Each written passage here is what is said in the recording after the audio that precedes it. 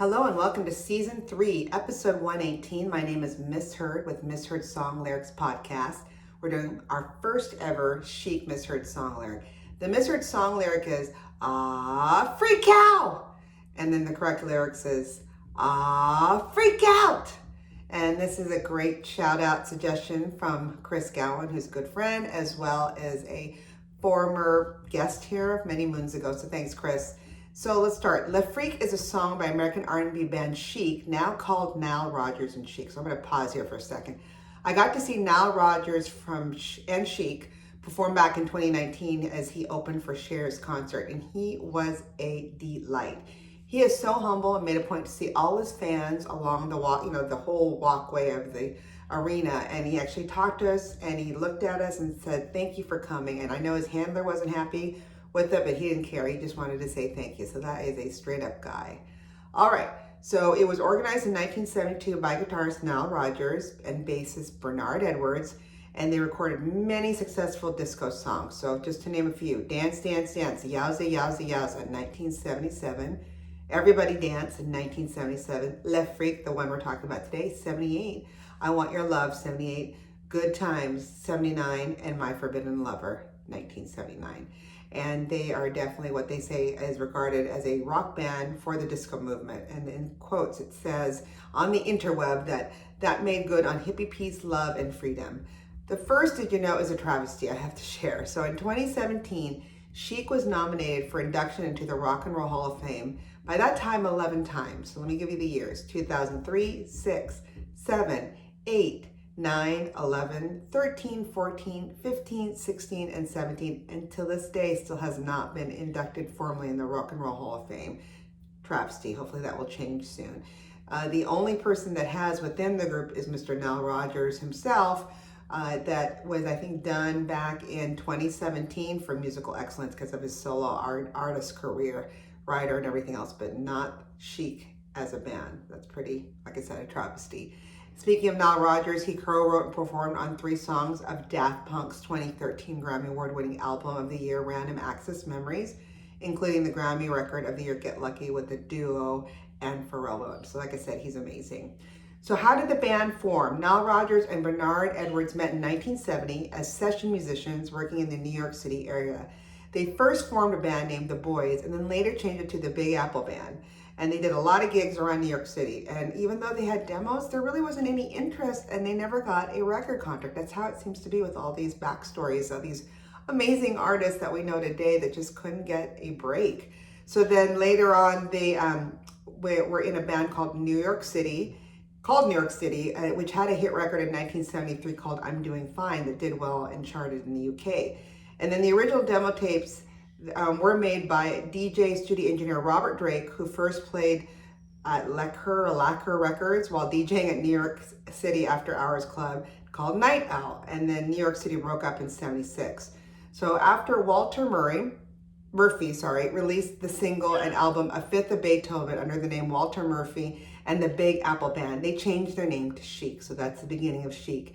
And the funny thing is they were inspired with Chic, the founding members, after attending a concert by English glam rock band Roxy Music. Nile Rodgers began developing the idea for a group whose music and image would form a seamless and immersive whole, taking additional influence from the band we now know today as Kiss, as the makeup-wearing American rock band. And then during 1977, Edwards and Rodgers recruited drummer Tony Thompson, formerly of LaBelle with Patti LaBelle and group, and Ecstasy, Passion, and Pain to join the band. They performed as a trio at first, doing cover versions at various gigs, and then Thompson recommended keyboardist Raymond Jones, who was a young 19-year-old, to join the band as he worked with him in Ecstasy, Passion, and Pain. So there's the connection. Now they needed a singer to become a full band, so they actually contacted or connected with a Norma Jean Wright, I love her name, by an agreement permitting her to have a solo career in addition to work with the band. And then they used a young recording engineer, Bob Clearmountain, that created the track Dance, Dance, Dance, Yowza, Yowza. As a result, Chic became a support act.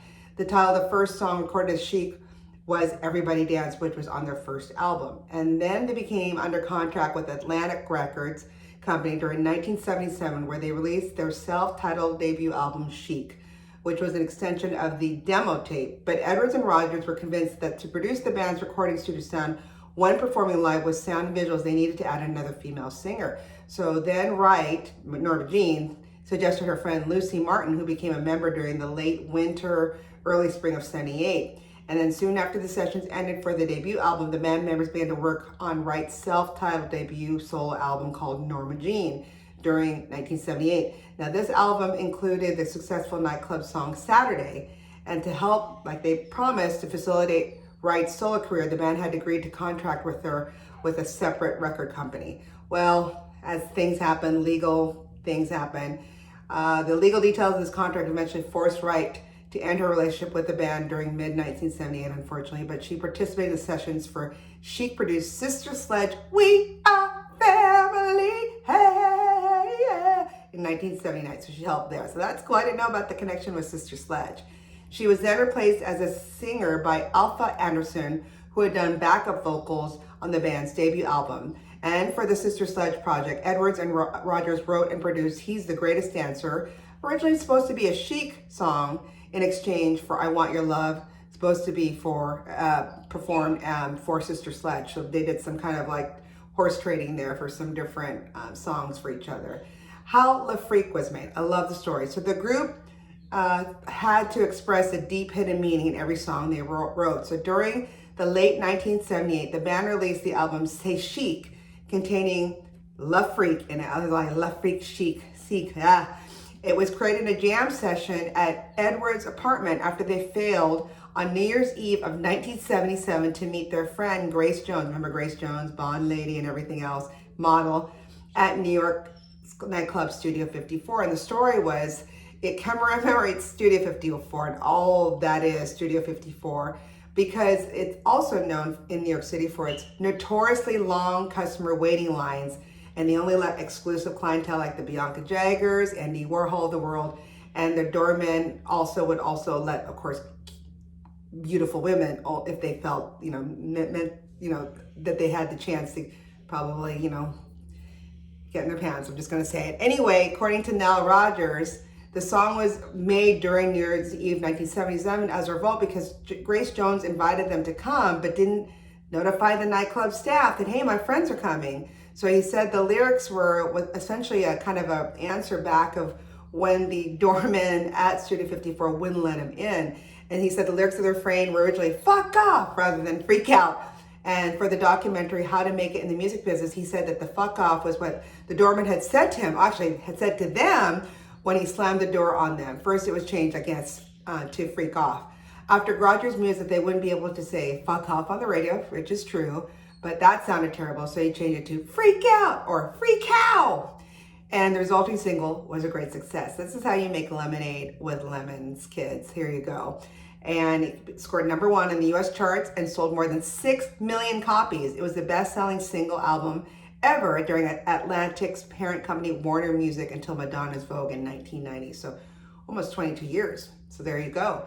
And the next Did You Know is on March 21st, 2018. Again, they're still not been inducted by the Rock and Roll Hall of Fame. However, Le Freak, the song itself from Chic, was selected for the preservation in the National Recording Registry by the Library of Congress as being culturally, historically, or artistically significant. So there you go.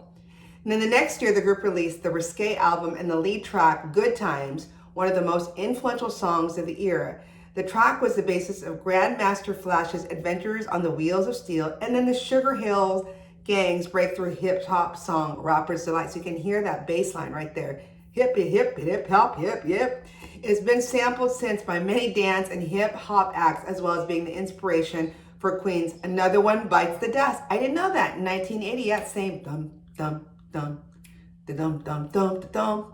And then Blondie's Rapture in 1981, Captain Sensible's What in 1982, and then 2 decades later, the bass line for Daft Punk's Around the World in 1997. So again, they're geniuses. And at the same time, both Edwards and Rogers composed, arranged, performed, and produced many influential disco and R&B records for other artists. Sister Sledge, we talked about earlier, We Are Family in 1979, Love Somebody Today, 1980, Sheila and B, Devotion, Spacer, Diana Ross's 1980 album, Diana, I think I had that album, which included the successful singles of Upside down, you're turning me, you're giving up. So upside down, I'm coming out. And then My Old Piano, Carlie Simon's Why from 1982, the soundtrack Soup for One, and then again Debbie Harry from Blondie's debut solo album Cuckoo in 1981. And then an album recorded with Johnny Mathis, wouldn't expect that, but was rejected by his label and remained unreleased until 2017. Chic also introduced a very young session vocalist. No one knew him then, but we all know him now, and rest his soul, Luther Vandross, who sang on Chic's early albums. So I just said a bevy of people, but who did Chic influence? Well, they influenced a lot of people I mentioned earlier. Of course, artists like the Sugarhill Gang, with using Good Times as the basis for their success of Rapper's Delight, which helped, like many say, start the hip-hop recorded music format that's known today. Also, Good Times was used also by Grandmaster Flash and the Furious Five in its hit The Adventures of Grandmaster Flash on the Wheels of Steel, and also Blondie in The Rapture that I mentioned earlier. And then, like I said, in her her solo album Cuckoo, which was produced by Edwards and Rogers. Chic was also an influence to many successful bands from Great Britain during the 1980s. I did not know this. John Taylor, the bassist for Duran Duran, claims the bass part of their top 10 single Rio 1982 was influenced by Edwards' work with Chic. Even Johnny Marr of the Smiths had cited the group as a formative influence. Rogers' guitar work has been so emulated as to become commonplace, and Edwards' lyrical bass is also much cited in much circles as Thompson's recorded drum work. Like I said earlier, Queen got the inspiration of their single Another One Bites the Dust from Bernard Edwards' familiar bass guitar riff on Good Times, and John Deacon from Queen, or Deacon John they call him, at the band in the Power Station recording studio. So these are big bands that are like, hey, hail Chic, hail Nile Rodgers, and hail their bassist Bernard Edwards. Okay, how did Le Freak do? Well, it was the band's third single and first Billboard Hot 100 and R&B #1 song, along with the tracks I Want Your Love and Chic Sheer. Le Freak scored #1 on the disco charts for 7 weeks. The single achieved sales of 7 million and also scored #7 in the UK singles chart. And that was, again, back then where you had to go physically to the album store and buy the album, and you couldn't just download it. And then Billboard magazine ranked this song as a #3 song for 1979. The song was ranked #1 on Billboard's Top 100 Songs the first 55 years of the Hot 100 charts. And in 2018, like I said, they were part of in the Library of Congress.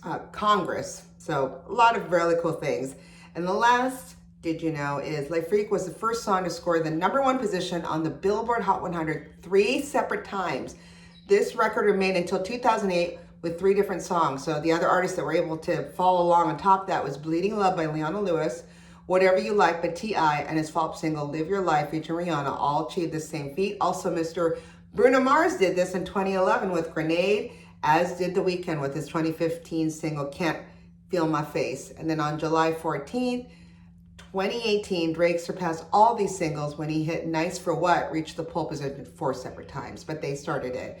So there you go. I love me a Chic, I love me a Nile Rodgers, and I hope y'all enjoyed it. If you have any great suggestions, you know how to get a hold of us. You can send us an email at misheardsongs, that's MISSHEARD songs @gmail.com. Please keep singing those songs wrong. Bye.